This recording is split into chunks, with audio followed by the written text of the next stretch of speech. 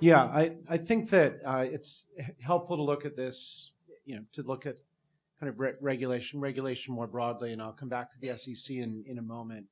But I sort of go through kind of a waterfall of looking at, who are the different regulators and what are they likely to do about it, in the U.S. Maybe we come back to the South Koreans because I think that's been misunderstood. So first of all, just, is Bitcoin legal? Are these cryptocurrencies legal?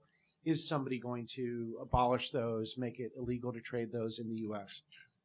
I think we've passed that moment. To me, the watershed moment was when the U.S. Marshal Service auctioned off the Bitcoin from Silk Road. And Silk Road, as some of you may know, was sort of a dark web type marketplace where people used Bitcoins for illegal transactions of various kinds. But the Marshal Service sold off those Bitcoins in a public auction. And, when they seize a motorboat from a drug dealer, they sell off the motorboat. When they seize, illegal contraband or illegal narcotics, they don't auction off the narcotics. So, to me, kind of a watershed moment was when the government auctioned off the Silk Road blockchain, Bitcoin.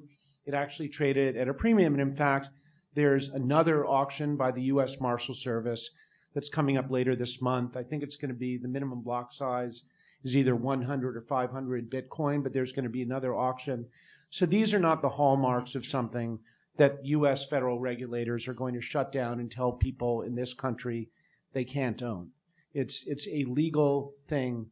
And, so I think people can take a fair amount of comfort from that. And, regulators look at one another's definition and their actions. The CFTC, when we looked at, made the determination that Bitcoin was a commodity, we looked at what Treasury had said, how the IRS had defined it. Was it property or was it not property? We looked at what another part of Treasury called FinCEN, which looks at financial crimes, which has concerns about anti-money laundering, know your customer requirements. Those requirements are here to stay. Those are going to be very strictly enforced. Anybody who thinks that they can sort of transaction these things anonymously and not pay taxes on them, I think has another expectations coming. So it's a legal product in this country. There will be supervision of know your customer. You're going to have to pay taxes on your gains. Turning now to the question you asked about, what is the SEC likely to do? There are people who say the SEC doesn't understand it. I don't agree with people who make those criticism. The SEC, like the CFTC, formed a staff working group to start monitoring cryptocurrencies and blockchain. They actually started doing it 5 years ago. They started their group in 2013. So a lot of staff has been looking at it for a long time, and they've been studying it closely. I think they're being very careful about whether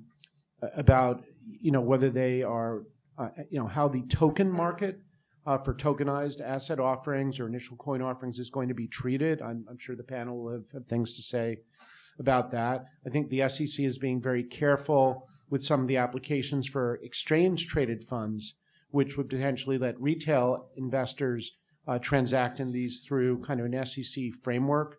But I think these are legal products, and I think they're here to stay.